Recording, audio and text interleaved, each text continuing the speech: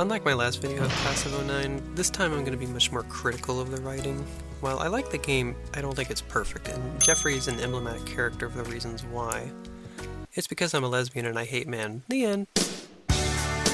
Okay, now that all the Jeffrey sympathizers left a comment, I'll delete and clicked off the video. Let's start the real conversation.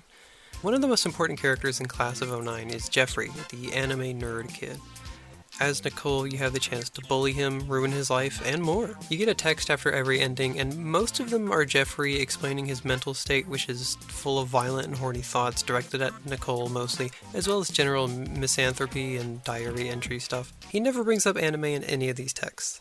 Jeffrey talks about anime and manga in just about every scene he's in, but rarely does he say why they appeal to him. After one choice, pretending to be nice to him, he explains he specifically likes anime with cute girls that he jerks off to.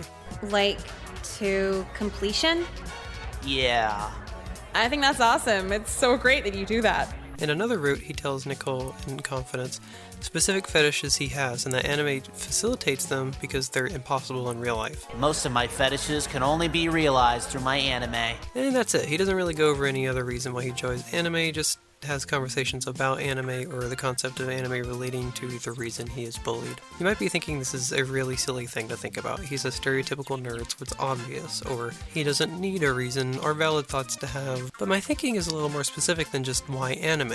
Him being a stereotype isn't a good reason to put in specifically that he has a fetish for giant women. And him not needing a reason to like something would be fair if he were a real person, but he's a written character in a game with a lot of layered meanings and real-life analogs, so it's not like I'm overthinking something a person told me.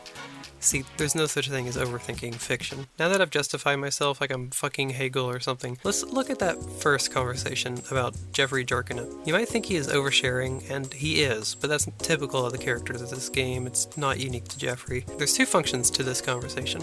Firstly, it gives us a window into Jeffrey's sexual frustration, and secondly, it's just accurate. Anime nerds are like this. Regarding the first thing, the game frequently brings up Jeffrey being bullied and isolated specifically because of his interest in anime. I should beat your ass for liking anime. Meaning anime is the only form of positive social interaction he gets, including sex via masturbation. This is an unfair assertion on the game's part, and I'm not just saying that as an anime nerd, but like, people have totally normal relations with erotic anime. They don't have a character into anime in the game that's not bullied, so they don't have a contrast to say that anime specifically isn't an unhealthy aspect of Jeffrey's character.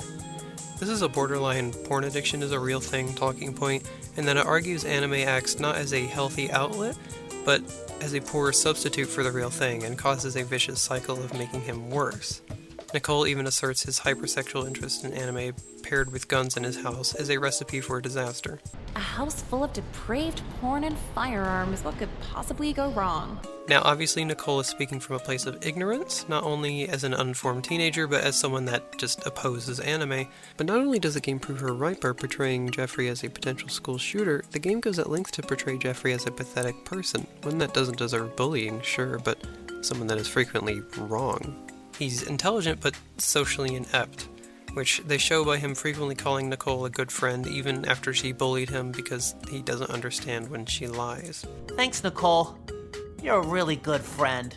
And this way, I picked up on the game's language as Jeffrey being a sympathetic but flawed person for jerking it to anime, but I don't agree with that message.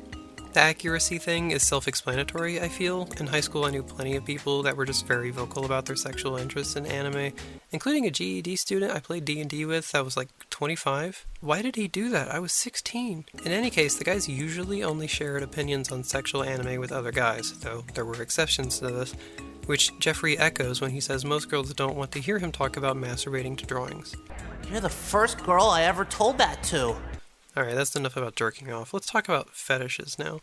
In the other conversation, Jeffrey specifically brings up that he is into giantesses and cat girls, and that he doesn't expect to act these out in real life, which anime acts as a tool to explore these fantasies. Nicole gets the whole school to bully him for it, and if you don't apologize for this, he kills everyone, with a drawing mocking Jeffrey's fetishes shown next to a bloody hallway.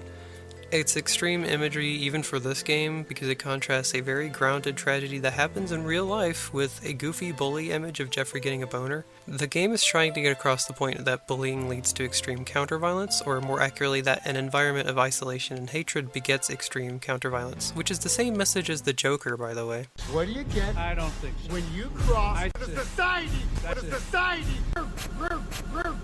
But the inclusion of him being bullied specifically for his fetishes comes across as a little strange. The game has no issue making fun of Jeffrey for getting horny to anime, treating it as on par with any of the other guys in school being sexually forward with Nicole, but says you shouldn't make fun of people for that?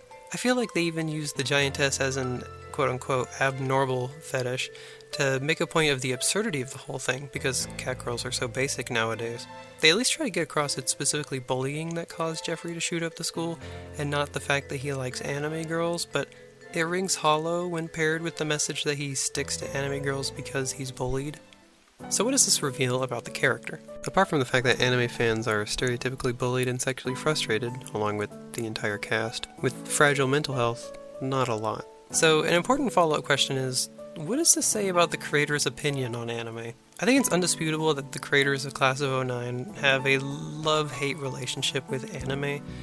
The game contrasts itself from other visual novels about nice guys by being about a mean person with a forced autoplay button, even going so far as to say on the Steam page, quote, "Instead of playing as some guy magically able to score with beautiful anime girls, you play as the anime girl," end quote. Which is just sad. Have you never played a visual novel with a woman as the main character? At the same time, the game uses an anime art style and has an animation called Class of 09 the Anime. Class of 09 flirts with anime ironically, like Nicole towards Jeffrey, because it fundamentally has disdain for the medium, trying to subvert norms as if they were the first ones to think of doing that, when it's been done before. Jeffrey is just an obvious signal flare of this attitude. The anime guy shouldn't be bullied, but you can't deny he's weird, right?